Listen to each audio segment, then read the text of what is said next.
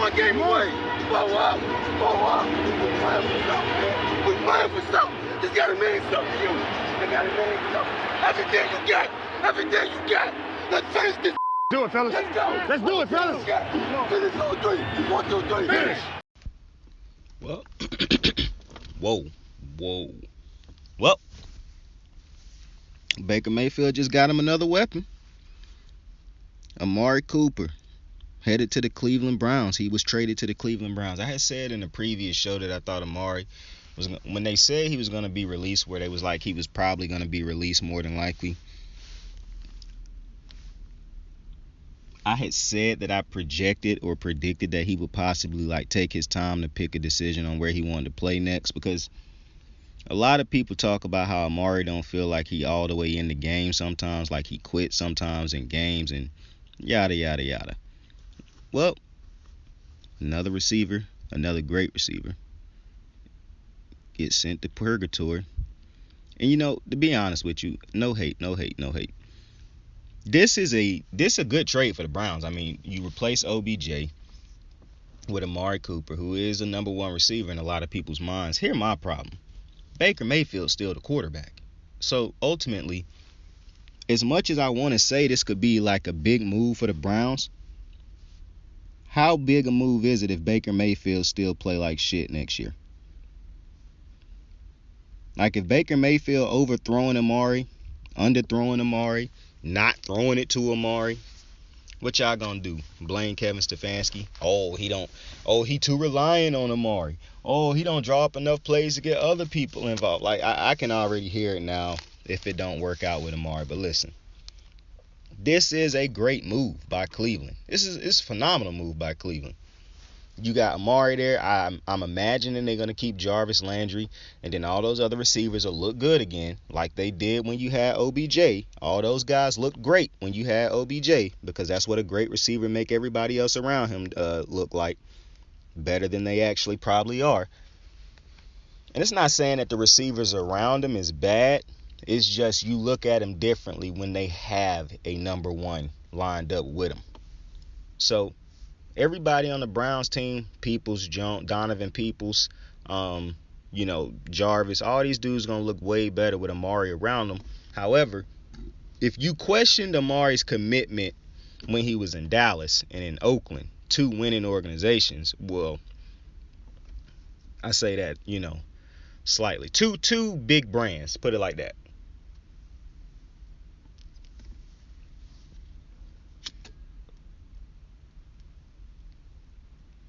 If you question his commitment playing for those two big franchises, then what do you think he going to do playing with Cleveland? And I'm not trying to pass any assertions like, he going to not play hard for Cleveland. No, I think Amari going to go out there and play hard.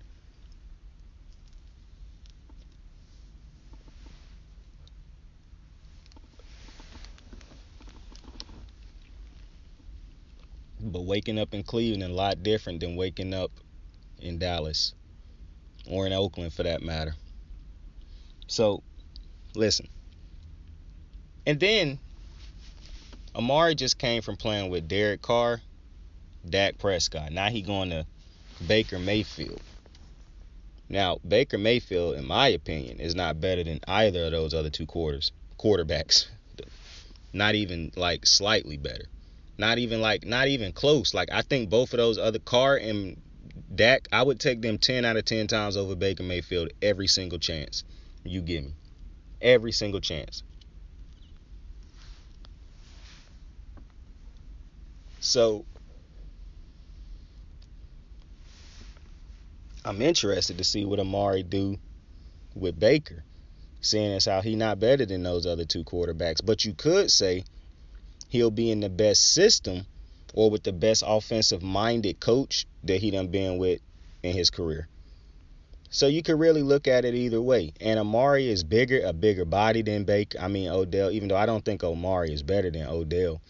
I do think Amari is better than the other receivers on the team. And I think him being there will, for one, it give you something to worry about. Now, one thing I do have a concern with Amari. This is a concern I have with Amari Cooper when it comes to his, will he be up for playing in the NFC North all year? You playing the Steelers, the Ravens, and the Bengals 2 times a year. Those could be physical games. Those could be tough games. Those are going to be very important games. Like, you're not in, playing against them trash ass teams in the NFC East, I believe that division was, where you got the Redskins twice a year, the Giants twice a year, the Eagles twice a year. Like, this ain't that. You're not getting 6 easy dubs off rip. Even the Steelers, if they don't have a legit quarterback coming into the season, ain't finna be no gimme game. Especially since you with the worst quarterback in the division in a lot of people's eyes. Like, I saw somebody today say, man, the AFC North about to be stacked with these top quarterbacks. And they listed Burrow, Lamar, and dead ass. They put the Steelers quarterback as Deshaun Watson and just left it after that. And I was like, yo, this is a fire-ass tweet just for the simple reason they didn't even make us have to question, like, why is Baker on this list? My mans went ahead and didn't put him on the fucking list to begin with. I was like, respect. Because Baker don't belong on that list. Now, listen. Maybe Baker do a whole 360 with Amari. Maybe Amari is what he needed. Maybe he get healthy and Amari and him, I really think it'll be the system more than it is him. Because I just think I've seen enough to know what Baker is at this point. But I have a lot of faith in Amari. I understand some people don't. I understand some people the ship done sailed for them on Amari. But I think Amari's still a great player. And I think he can still be a number one. He is a number one receiver.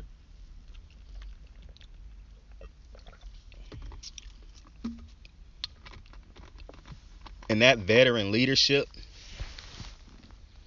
I think now, I ain't never heard nobody really say Amari the biggest leader or nothing like that, but I never heard nobody say like Amari is a troublemaker or players don't like him, teammates don't like him. So I just think having that veteran presence, that reliable presence in there, because listen, say what you want to say about Amari Cooper, Dak Prescott became a way better quarterback once he got Amari Cooper. So if you think Dak Prescott is a great quarterback, then you have to think Amari Cooper is a great receiver, because Amari Cooper is a huge part of why Dak Prescott began to progress.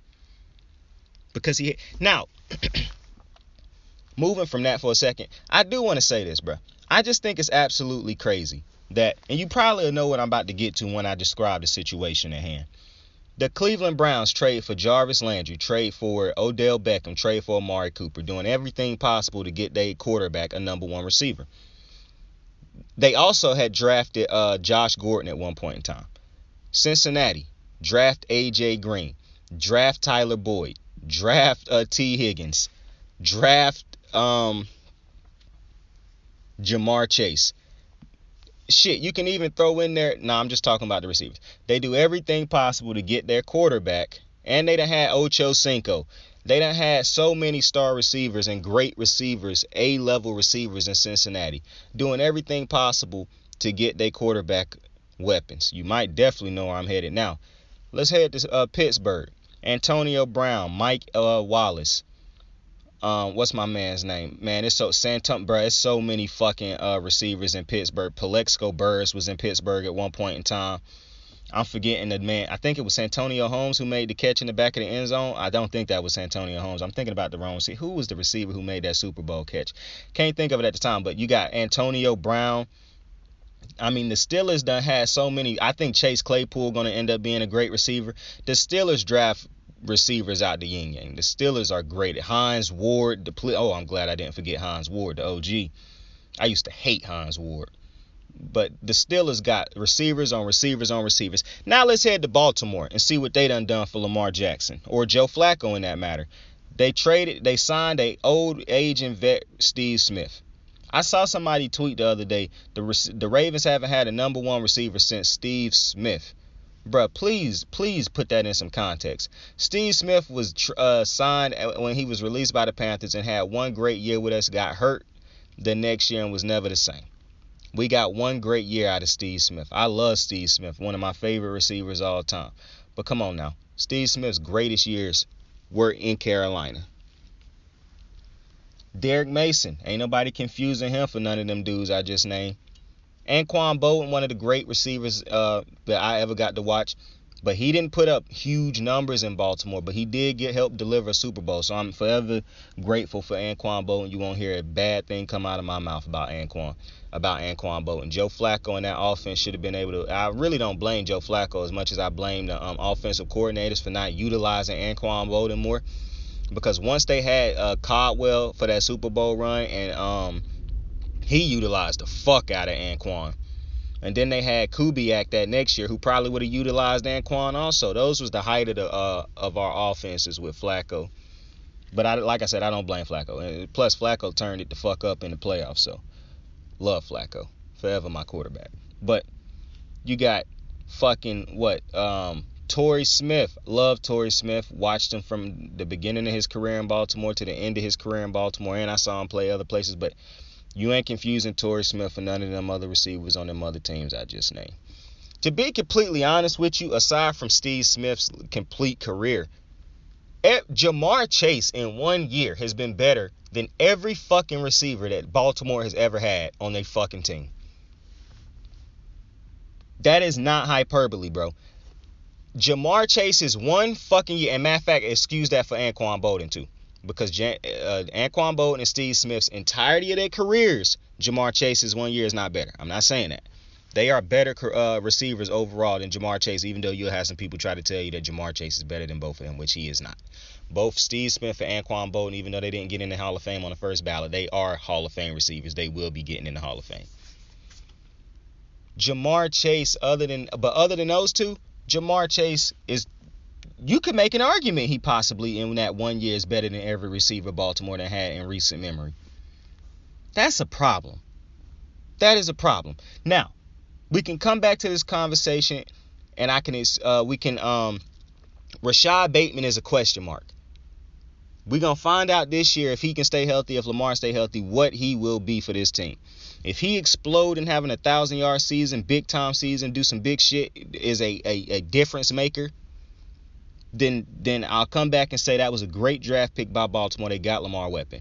However, Mark Andrews wasn't even drafted high. Like, they had drafted him in the same draft as Hayden Hurst. They didn't even expect Mark Andrews to become what he became. So you can't necessarily say they got him with the intent of thinking that he was going to be what he became. Lamar just found a diamond in the rough. Hollywood Brown is only on this team still because of his relationship with Lamar Jackson. Because they picked up his 5th-year option because of his relationship with Lamar Jackson. Lamar said on a show, I can't even remember what show it was. Maybe it was the Shop. I think it was the Shop. That him and he and Hollywood, he and Marquise go to the game together every game. I believe if Lamar had already signed a contract, that they they wouldn't have picked up I keep wanting to say AB. They wouldn't have picked up Marquise's 5th-year option. Like, I don't think they want to re-sign Marquise to a long-term deal. If they do, it's going to have to be super team-friendly. Because if you're looking at what I done seen over the last couple years, Marquise Brown is not a number 1 receiver. I do think he could be a great number 2, even if he could be in the slot. I don't even really think he's a slot receiver. That's what's weird, because he actually do play like an outside receiver. His problem ain't his route running, it's his catching in big games, dropping passes. It don't really make sense. Like, he a good route runner, he can burn people. It's that dropping the ball. And now sometimes I do think he struggled getting open on certain type corners.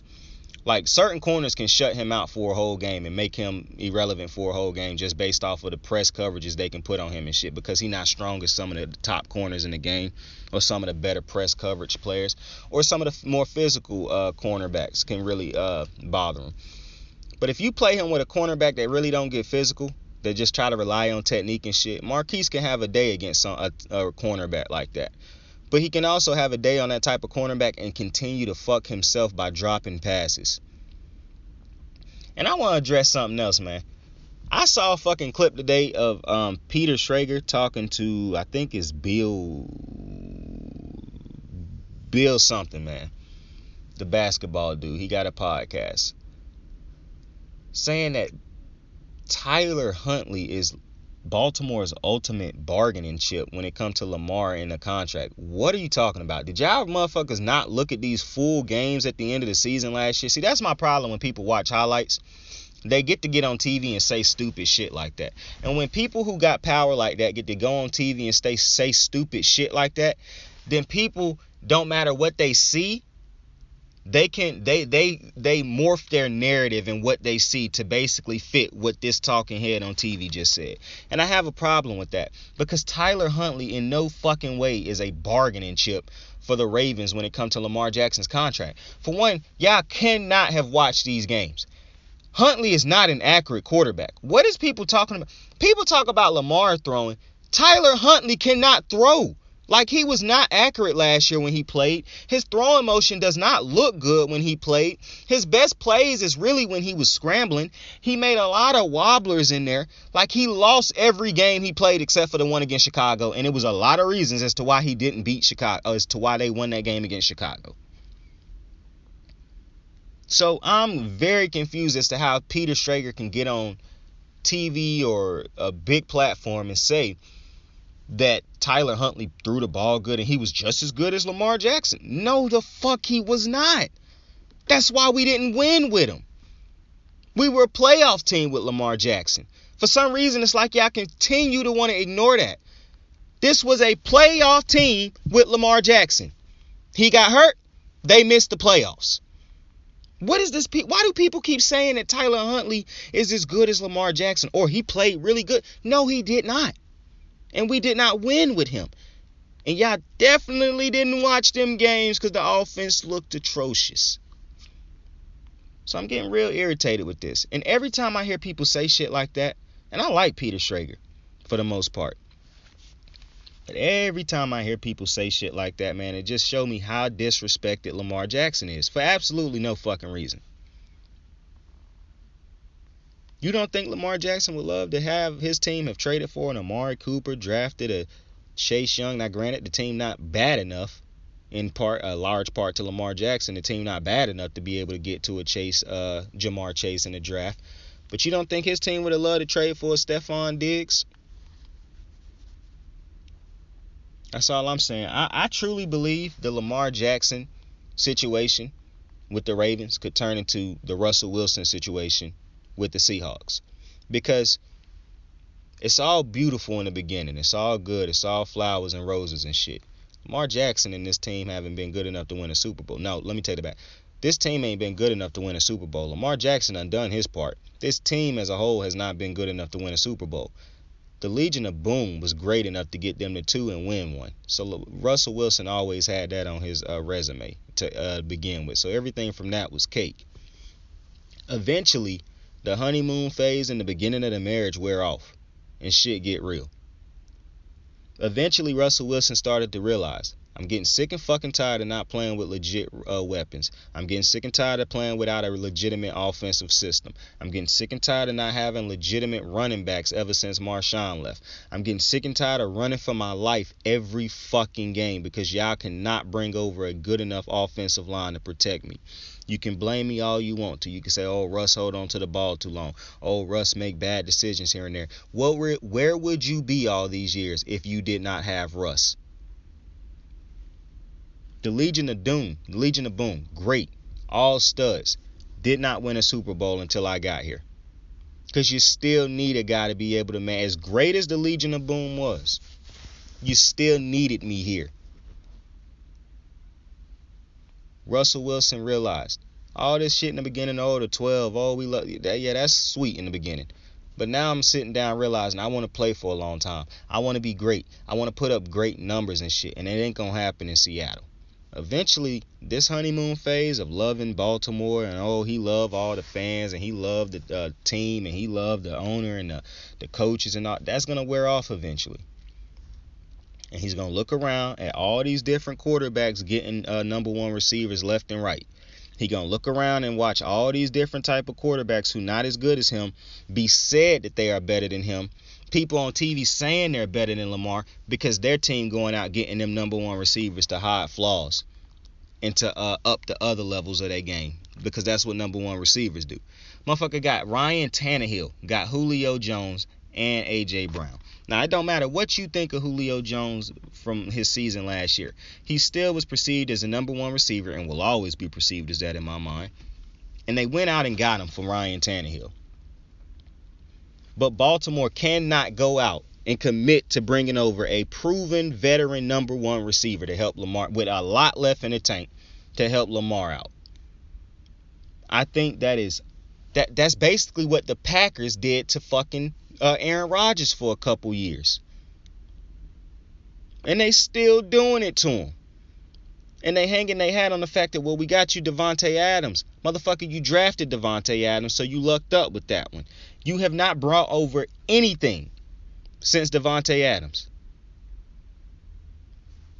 What has Baltimore done for Lamar Jackson since they drafted and lucked up with Mark Andrews?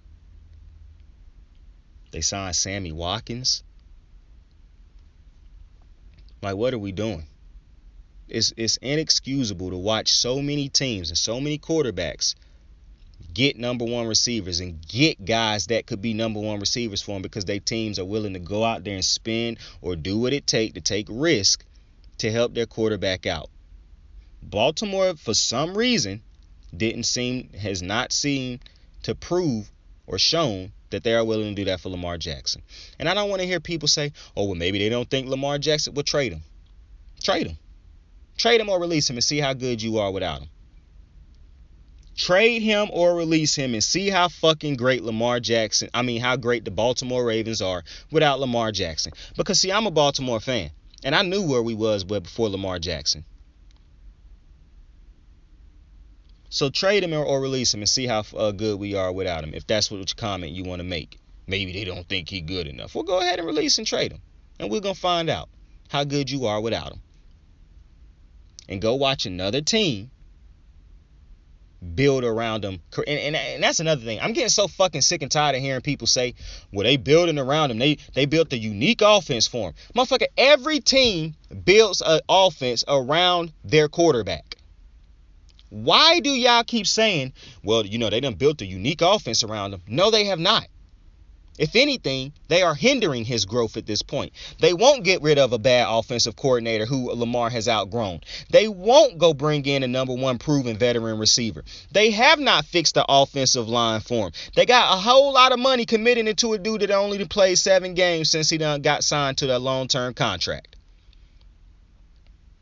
So no. One of the dudes who used to block for him was traded. So no. They have not built a unique offense around Lamar Jackson. Lamar Jackson has been that dude since he stepped onto this team's organization, and after he got through those bumps and hurdles of that first year being thrown into the fire, he was officially ready after that. And Lamar Jackson done been able to bail out this organization for half-assing shit ever since he done got there. People keep praising Harbaugh. People keep praising the team. People keep praising the organization. Bro, you take Lamar Jackson out of the equation, bro. John Harbaugh is probably not even still the fucking head coach. I don't know how you can look at this team and give all the credit to everybody around Lamar Jackson when it's so very clearly Lamar Jackson is backpacking this organization right now. You cannot name one player on this offense that legitimately has came to the party with Lamar Jackson in big games. Now I hear it already. Mark Andrews. Go look at big games. Go actually look at big games that we played in and lost. And go look at the entire. The reason I say don't go look at highlights, because the highlights won't show you Mark Andrews dropping all them passes. The full game will. Go look at the big games we done had. And I love Mark Andrews. And I hope that this year when we healthy, he'll be the dude he was this year when the games didn't matter. And I don't want to say they didn't matter, but after Lamar Jackson got hurt, they didn't matter to me. So I hope he bring that same type of intensity and tenacity next year in big games from the start of the season to the end of the season. But to me, after seeing Amari Cooper be traded to the fucking Cleveland Browns, it's unfucking acceptable how Baltimore has handled Lamar Jackson since Lamar Jackson got there. People wondering, why he won't re-sign. Are you fucking serious? Are you fucking serious? Bro, Please name for me one great thing that they have done for Lamar Jackson since he done got there. Because Ronnie Staley was already there. So don't tell me, he was drafted either with Lamar or before that year before. They traded Orlando Brown. Instead of sitting down with this man and trying to convince him to stay or figuring something out, they traded the motherfucker. They didn't have to do that. And I understand people keep saying, oh, well, they got Odafe Away back. Motherfucker, that don't help Lamar.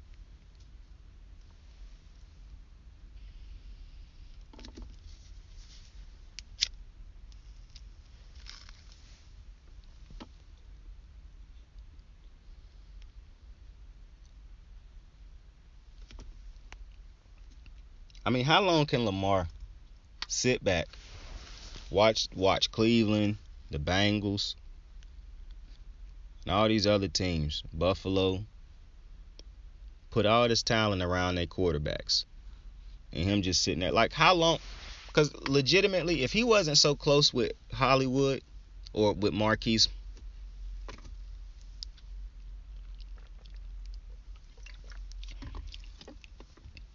I feel like he would have made a bigger deal to the team about bringing over. I mean, shit, he wanted AB.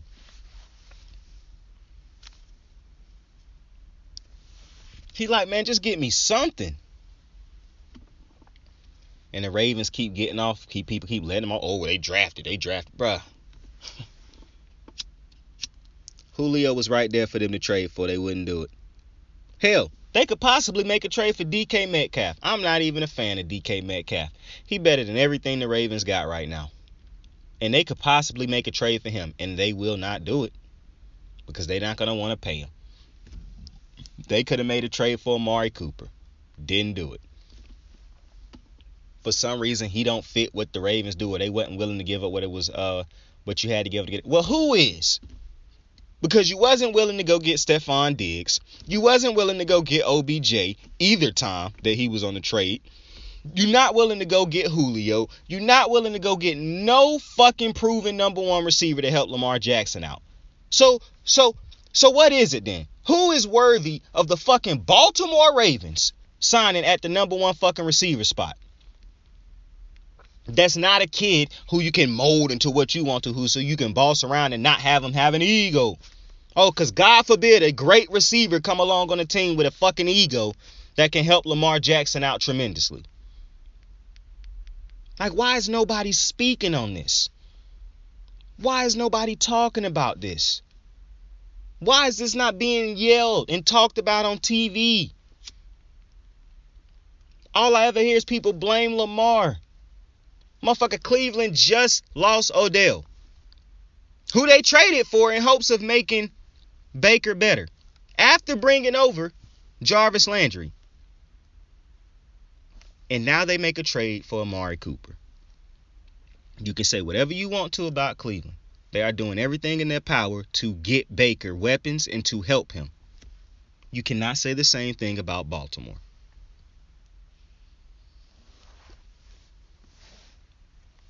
Bro, Baltimore not even trying to fix. Like, it was a perception going on that, oh, well, receivers don't want to play for Baltimore because they want to play in pass-heavy offenses. Baltimore won't even try to fix that perception.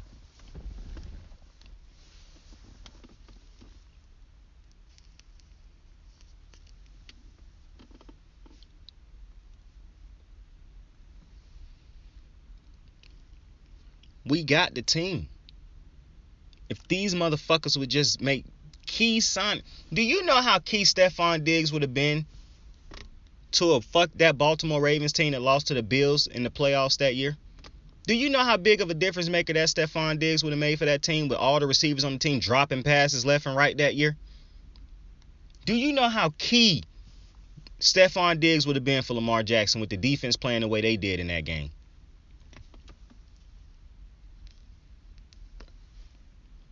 Now, I can see that, but Baltimore, for some reason, can't. They're not willing to trade or give up with draft picks. Draft picks. Stephon Diggs done been a top receiver in the league since being traded to Buffalo. You can't argue that, oh, well, look at Jamar Chase.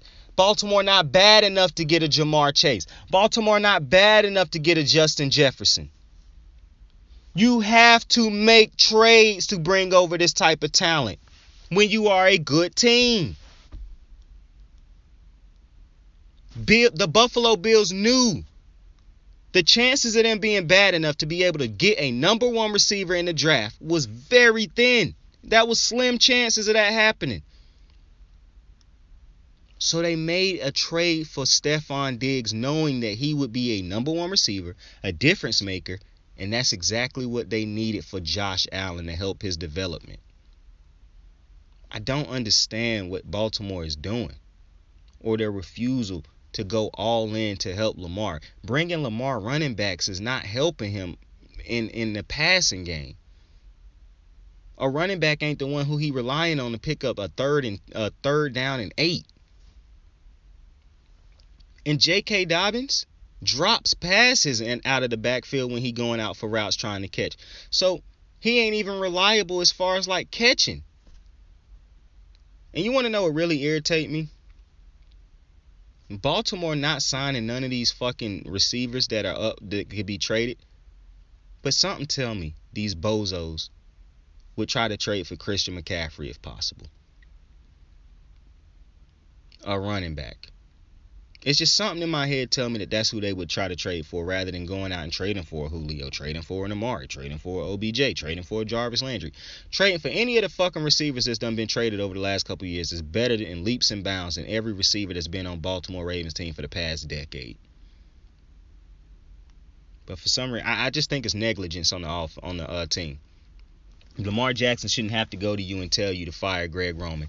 Greg Roman's tape over the last 2 years should tell you to fire Greg Roman. The stagnation in this offense, the passing game is not improving. And if you don't blame him and you blame the weapons around him, because if you blame Lamar, then that's just absolutely stupid. If you blame the weapons around him, then whose fault is that?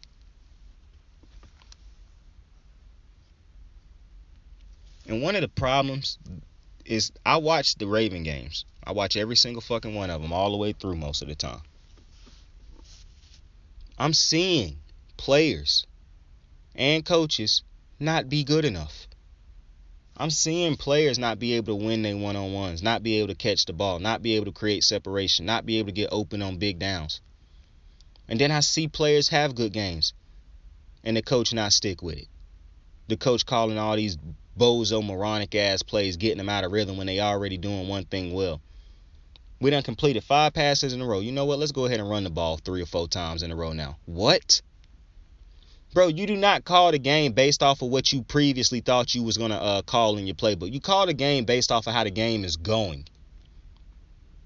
If the throwing game is working, why would you kill it by just running out, killing the run by having to run it 5 times in a row? That makes no sense. If the running game is killing them, why do you now think that you need to just start? Oh, I need to get some throws in there. Why? The running game is clearly killing it. And because Greg Roman keep running into these you got receivers running routes in the same parts of the field. Like, what are we doing for the last 2 to 3 years?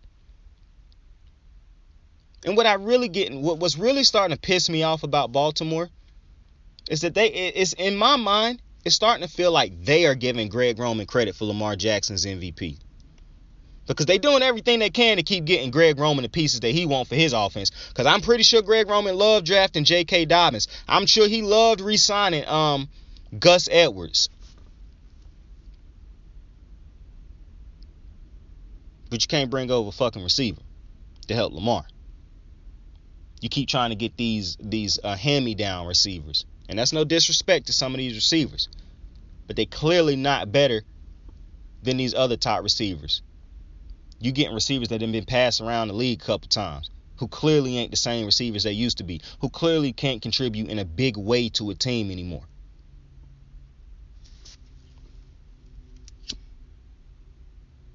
I hope Lamar Jackson end up leaving. I saw somebody tweet, and this is why I tell y'all I don't like fans all the time, because I saw somebody tweet one time, it was yesterday.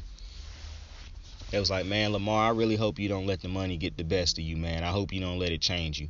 And I'm like, what? And a dude under the tweet was like, what the fuck are you talking about? So I was like, oh yeah, this dude about to say everything that I was thinking. And he was like, man, I love Lamar. I just don't want him. It feel like he finna let the money make his decisions, and I don't want him to do that. He said he want to be a billionaire, and that's just not possible if he want to be on this team. And the dude was like, bruh, shut the fuck up. He was like, I hope Lamar go out there and make all the money he can possibly make, even if he ain't with this team. And I was like, I fucking second that. And the dude kept going on, basically saying shit because he want to be happy. So in order for him to be happy, Lamar need to be willing to take pay cuts and stuff to stay with the team, to entertain this guy. Yeah, don't work like that, homie. I want Lamar to go out there and make the most money possible and to get with a team that will not only pay him, but will do everything possible to make sure he got weapons around him that get the most out of him. And stop making him be Superman on a weekly basis. And I'm really sick and tired of fans trying to control these athletes' pockets and try to paint this narrative that when they want to get paid what they deserve, they selfish.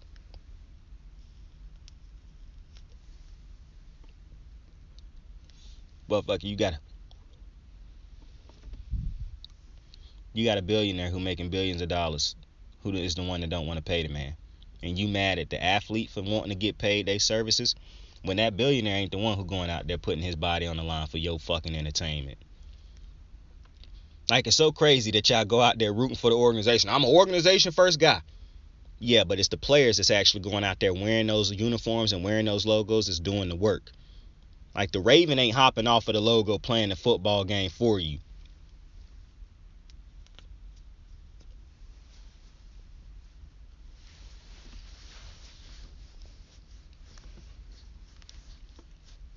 These goofy ass slogans they've been slamming down y'all throats all these years and got y'all confused. Play like a Raven. Explain to me what play like a Raven is. The quote should be play like the players who wear the logo of the Raven. Because the Raven ain't doing nothing. It's those players. See, that's what they like to do to you, play like a Raven. They don't say play like Ray Lewis, play like Ed Reed, play like Terrell Suggs. They say play like a Raven. Because they want to group all those names into just one entity, so you don't think about those individuals that put on that Ravens uniform. Play like a Raven. No. Fuck playing like a Raven. Play like Lamar Jackson. Play like Mark Andrews. Play like Ray Lewis, Terrell Suggs, Ed Reed, Alohi Nada, Jared Jackson. My bad, double J. Play like those dudes. Play like a Deion Sanders. Play like a Shannon Sharp. Play like a Marshall Yonder. Play like a Matt Burke. Play like a Joe Flacco. Play like a Ray Rice. Don't play like no Raven. Play like the dudes who put on those uniforms every fucking week and go out there and bust their ass for this organization and for your entertainment. That you for some reason continue to want to discredit and say, oh, they selfish for wanting to make what they deserve. I love that DeMarcus Lawrence told the Cowboys, I ain't giving you a single fucking cent back. You can go ahead and release me because I'm pretty sure there'll be teams out there willing to pay me. I love that. We ain't giving no money back. Oh, Tom Brady kept giving people. Yeah. Keep being fooled by the fact that you keep thinking that Tom Brady was giving the Patriots pay cuts. Just because to me, that's what I'm saying, man. They get on TV and say it, and so you run with it. I hear so many things that's not true, but people continuously say it like it is true just because talking heads on TV said it. It's unbelievable, really, how mindless some of you people are. And that's probably my biggest problem with fans. Fans seem to be just mindless fucking jackasses. And it's going to be somebody be like, oh man, you can't be attacking the fans like that. Why not? Why not? Because they can get out, they can go pay for a ticket and say whatever the fuck they want to an athlete who out there busting their ass at their job of employment. And they can treat them like they less than human beings and like they not worthy of being human beings or being worthy of respect and all this type of shit by the obscenities and crazy shit that they slur and say at them and shit like that. Because people always defend fans saying, well, they could just boo. Motherfucker, fans done been beyond booing for years now. Fans ain't just booing, my guy. They talking about people's parents. They talking about people's significant others. They're talking about people's kids. They're attacking people's character. They're attacking people personally. They're not attacking people's game no more. You miss a shot, fans say that's worthy. That's enough for me to attack you personally now.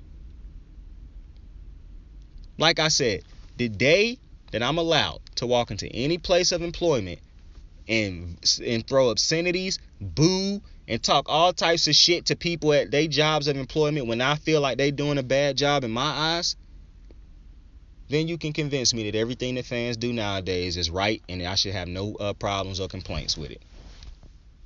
But until I'm allowed to do that, like, I need to be able to walk into a fucking Walgreens and just start booing the cashier for for ringing up shit too slow. Anytime I walk into any restaurant or any store where it's backed up because it's too many people in there, and I don't care that the worker's working slow. I need to go up there and be able to boo them. I don't care about their problems. I don't care about the backup, and I don't care about none of that computers being slow. I don't care about none of that. I'm booing them because they are an inconvenience to me at the moment. If that's what y'all are allowed to do to athletes on a regular basis, then when I'm allowed to do that to fucking regular human beings, since y'all don't look at athletes as human beings, then you can convince me that what fans are doing is right. And that I should have absolutely no problem with it. But like I said, that play like a Raven, that shit's dead to me. Any type of team that's throwing around these play like a Commander, play like a Raven, play like a Bill. Any of the logos, I don't even know all the logos or all the slogans. Any of them, fuck them. Because they worthless. And they is just another system put in place to continue to dehumanize these athletes. Oh, he went there again. You damn right. Man, I got a tree that is leaning so far to the left. This shit definitely gonna fall. Oh, it already had fell. It's leaning. But like I said, this play like any of them slogans dead to me. Dead to me. Dead ass. Because I don't want to hear that. That's dehumanizing athletes because that's putting a thing. That's instead of us saying play like the actual athletes that actually go out there and do it. Because like I said, I've never seen a Bear hop off of the helmet. I've never seen a Patriot hop off of the helmet, a Raven, a Bill. Never seen none of those logos jump off of the helmet. You keep saying you rep the front office. I never seen none of them jackasses on the field doing it. And maybe you got people who used to play when they was in the NFL, but that ain't what they doing right now. So once the Ravens changed that slogan to play like the players who wear the logo, then I'll rep it. But that play like a Raven, that's dead to me. Because I don't like what I'm seeing. I really don't. Y'all giving this organization way too much praise for what Lamar Jackson is doing. Oh, but they drafted him. Don't give a fuck. Teams draft great players all the time. And the players don't play great. And Lamar was the last pick in the first round. So it ain't like they drafted the man thinking he was going to be a top pick in the draft because they drafted a dude before him in the first round of that draft. Who ain't even with the fucking team anymore. So I said they lucked up with Mark Andrews. Shit, they lucked up with Lamar Jackson. But Ozzie Newsome is an OG, so I'm not going to say nothing he do is luck. But even he didn't do a good job at bringing in top receivers for his quarterbacks. So, listen, that's just how I feel. Now, I know it's a ton of people out there who feel, oh, fuck everything he's saying, man. I stand with the team. Good for you, bozo. Good for you. You continue to be one of those mindless fucking fans that the organizations love. When they send out all this bad stuff about players when they about to trade them because the player don't want to be there no more, that's who they sending it to. They know that's going to affect people like you. They know the people like you going to have their back and be like, oh, fuck that dude and shit like that. You is truly who they do it for. When they talking about the fans and we apologize to our fans and this and that, those are the fans they talking about. Not the fans who actually root for the players, for the actual employee. They are talking about the fans that root for the machine. Not the parts in the machine that make the machine go. Just the overall machine. Because to them, much like the machine, those parts are replaceable. and will always be replaceable. And as long as you got that type of mind state, you're going to get a big old fuck you from me. And with that, I appreciate y'all for joining me, man. It was a dope one.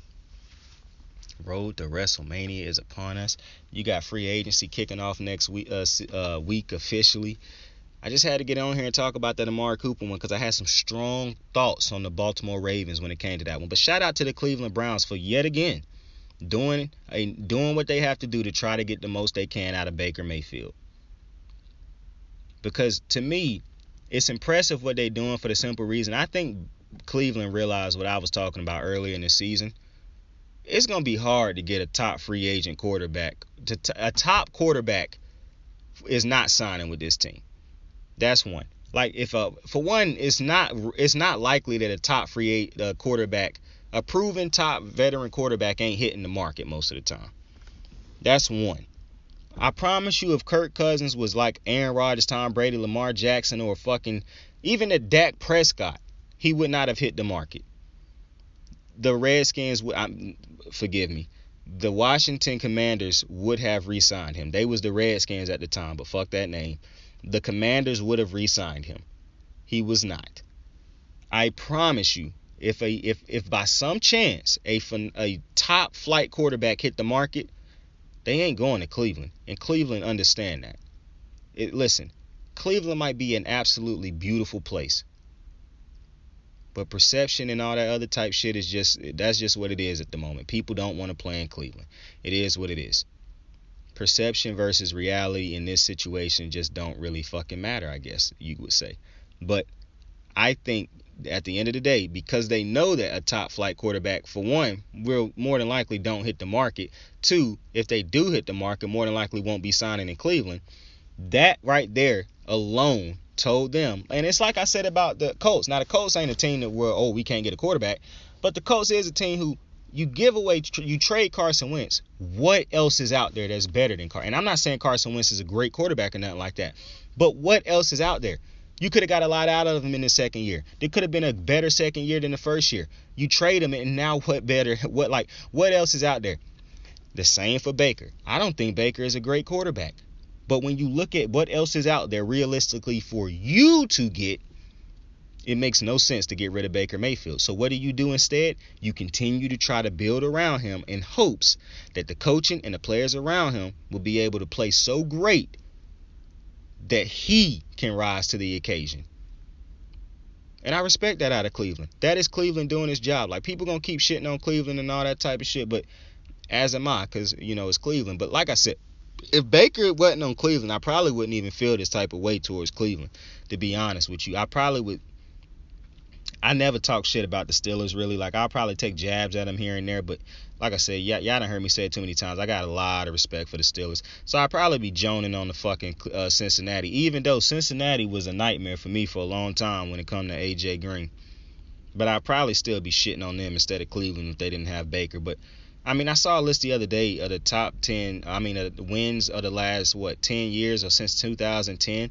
The most wins in the NFL, and the Ravens is at number 5. The Steelers is at number 4. Like I said, I can't hate on the Steelers, but you know who's in the last place? The Cleveland Browns. I don't just be getting on here making this shit up, man. I told you, I could count on my hands how many times in my lifetime the Browns have beat me, the Ravens, since I've been watching football, like in my lifetime. That's how bad Cleveland has been in my lifetime.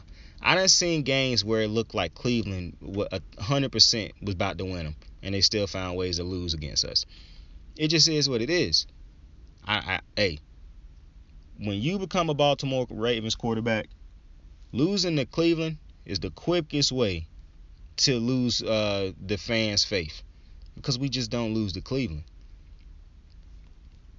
But I respect the fuck out of Cleveland for how they is building this team and doing what they have to do, because it make all the sense in the world to me, what they doing.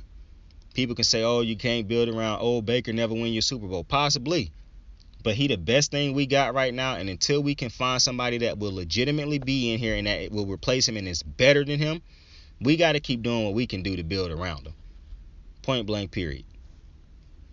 And I respect that. That's big time.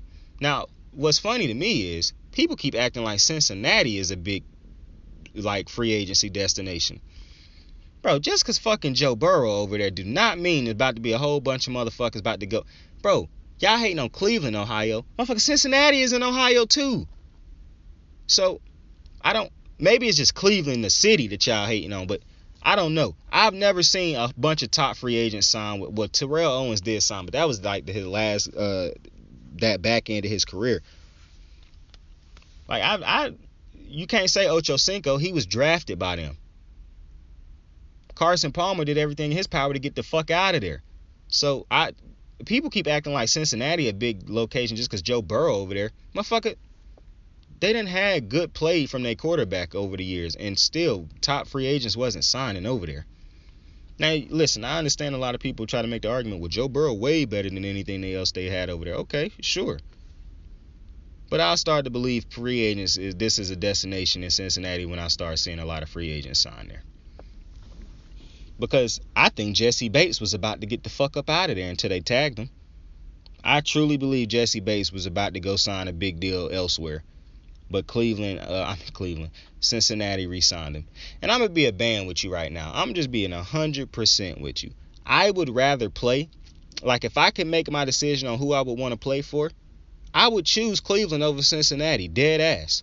Even with Baker Mayfield now, I would hope that Baker Mayfield, when I sign there, is not the quarterback still, or that they is making improvements at that position at some point in time. But I don't think people realize how good of a roster Cleveland is right now. Plus, I like Cleveland's uniforms. I ain't never really been a hater of Cleveland uniform. I understand they're kind of basic. I wish they would put a logo on their helmet. Now, that's what I don't like, is the fucking bland-ass helmets. I wish they would change those helmets and put a logo on them or something. But I actually don't hate Cleveland's unis. And I think Cincy's uniform's been hideous my entire life until like last year. I think it was the first year I started liking their unis. I done like Baltimore's unis my whole life, and now them shit's starting to look ugly because they feel like they won't make no real fucking upgrades or nothing, man. In Pittsburgh, unis is hit or miss. I don't like they white unis, but I do like they all blacks. They need to get some all yellow unis with some black accents on them, or gray accents. Those shits would be fire. But with that, I appreciate y'all for joining me on another episode of Kicking It with Saint. Hey, man, tell somebody to have a dope day, man. Tell somebody you fuck with them. Tell somebody you love them. And you have a dope day. I got me some tweezers, bruh. I lost my tweezers and I couldn't find the same, like the exact pair of tweezers. Like it felt like every tweezer I was buying was like these sharp ass tweezers that couldn't do what I needed them to do. I needed the pointy ones. I finally found some more, so shout out. Y'all have a fucking dope day, man. Saint out.